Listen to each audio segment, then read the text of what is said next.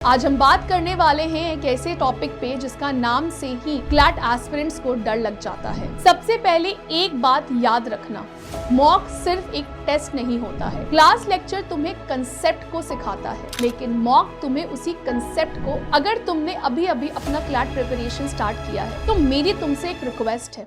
Hello the aspirants of CLAT 2027। आज हम बात करने वाले हैं एक ऐसे टॉपिक पे जिसका नाम से ही क्लैट एस्पिरेंट्स को डर लग जाता है। टॉपिक का नाम है मॉक।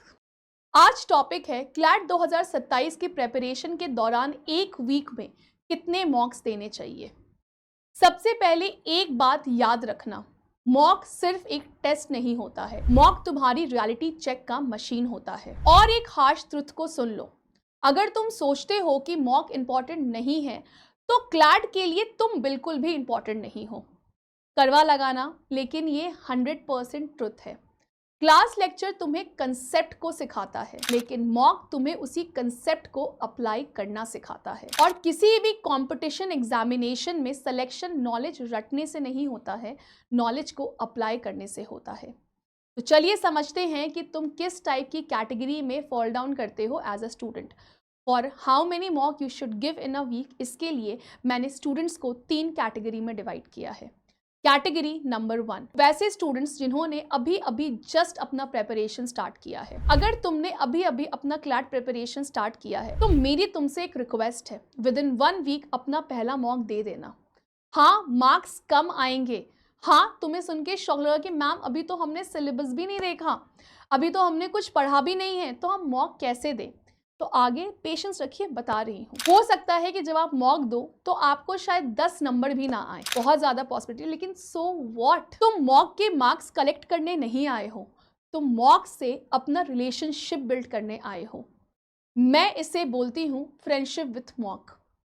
जैसे किसी इंसान को समझने के लिए उस इंसान के साथ टाइम को स्पेंड करना पड़ता है, वैसे ही मॉक को समझने के लिए उसके साथ बैठना पड़ता है। पहले सीखो तो 2 घंटा कॉन्टिन्यूसली बैठना सीखो पहले मॉक के साथ।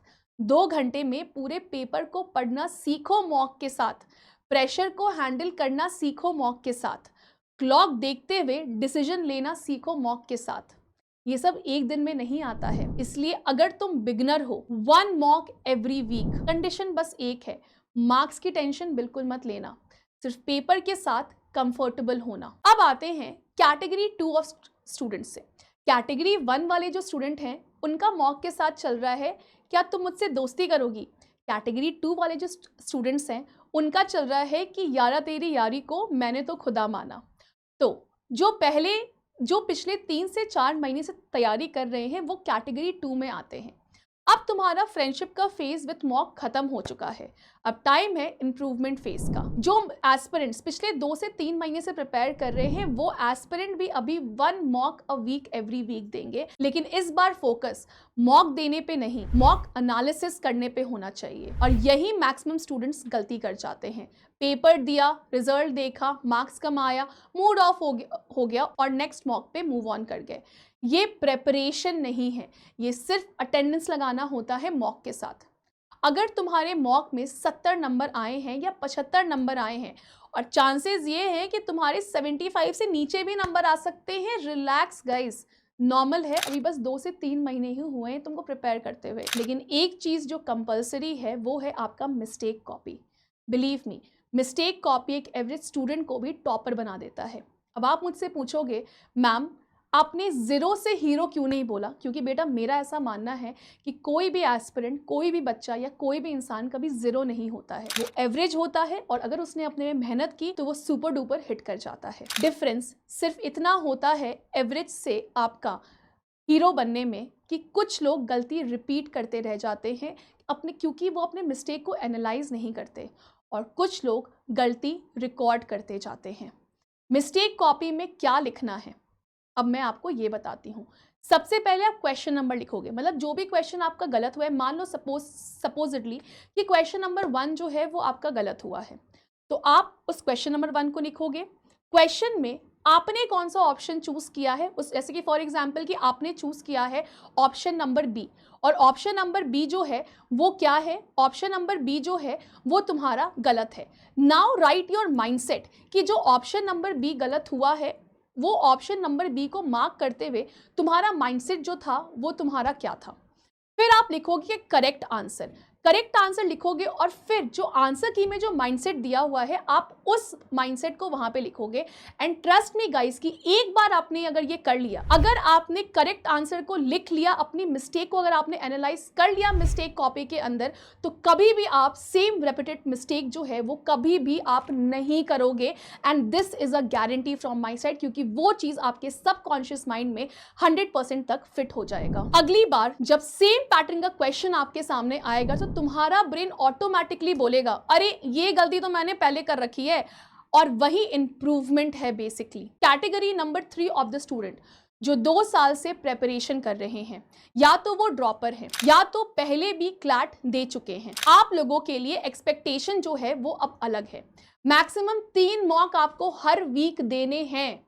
एक्चुअली मैंने गलत बोला, मिनिमम 3 मॉक आपको हर वीक देने हैं। और सिर्फ मॉक देना इनफ नहीं है, उस मॉक का आपको डीप एनालिसिस करना है, आपके पास मिस्टेक कॉपी होना चाहिए, वीक एरिया का रिवीजन करना है। टाइम मैनेजमेंट एनालिसिस ये आपके लिए कंपलसरी है, क्योंकि अब तुम बेसिक से नहीं पढ़ रहे हो, तुम सिलेक्शन के रेस में हो।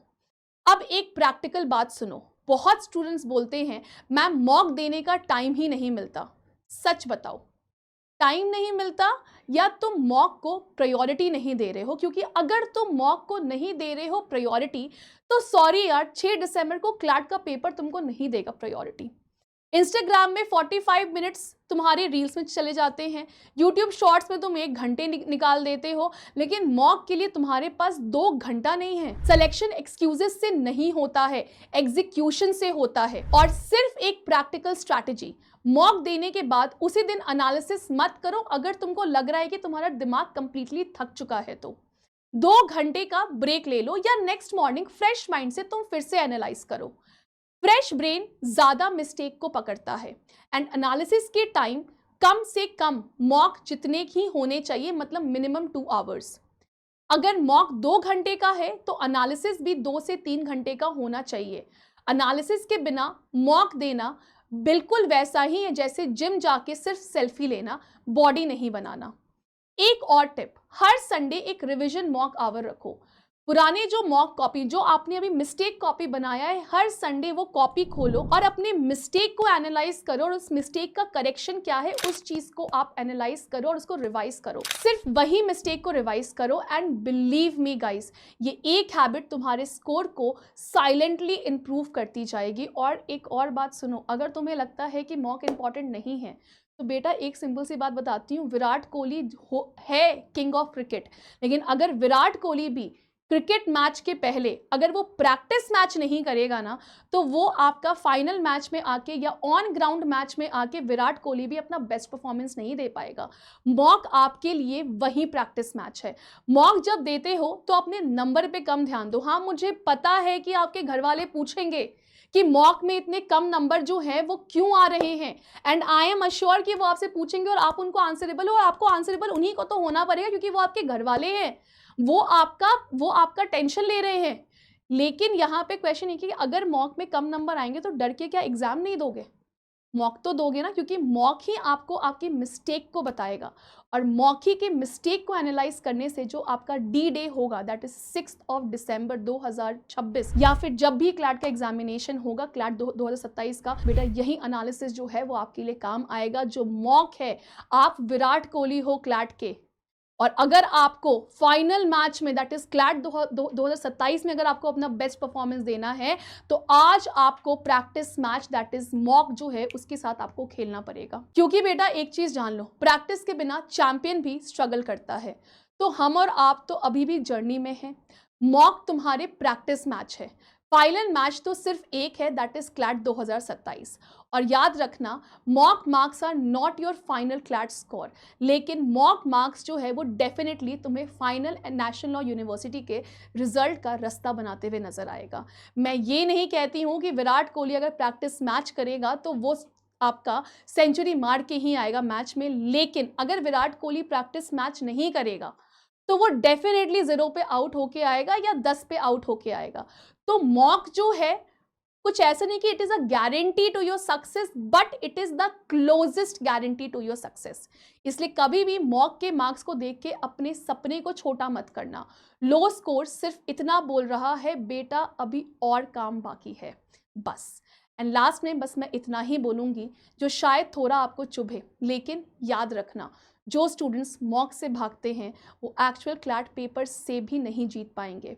इसलिए आज ये डिसाइड करो तुम किस कैटेगरी में आते हो, उसके अकॉर्डिंग मॉक का शेड्यूल बनाओ, कैलेंडर में डेट को फिक्स करो, कॉपी मिस्टेक कॉपी बनाओ, एनालिसिस करो, इम्प्रूव करो, रिपीट करो, और फिर देखना एक दिन वही मॉक स्कोर तुम्हारे नेशनल लॉ यूनिवर्सिटी के एडमिशन लेटर में कन्वर्ट होता हुआ तुमको नजर आएगा। उस दिन जब तुम अपने ड्रीम को नेशनल लॉ कैंपस में एंटर होते हुए देखोगे, पेरेंट्स की आंखों में जो प्राइड होगा वो किसी टेम्पररी लो मॉक मार्क्स से 1000 गुना ज़्यादा होगा। तो मेहनत करो, कंसिस्टेंट रहो, और याद रखना 6 दिसंबर 2026 तक या जब भी क्लैट 2027 का एग्ज़ाम कंप्लीट नहीं हो रहा है, मॉक को अपना भगवान मानो। बाकी सिलेक्शन मेहनत कभी धोखा नहीं देती है बेटे, ये याद रखना। सो आई होप कि आपको इस वीडियो से काफ़ी क्लियर इंसाइट जो है आपको मिला होगा। If you are having any question, please drop your question in the comment section guys. Thank you so much for being there in the video throughout the while. Thanks.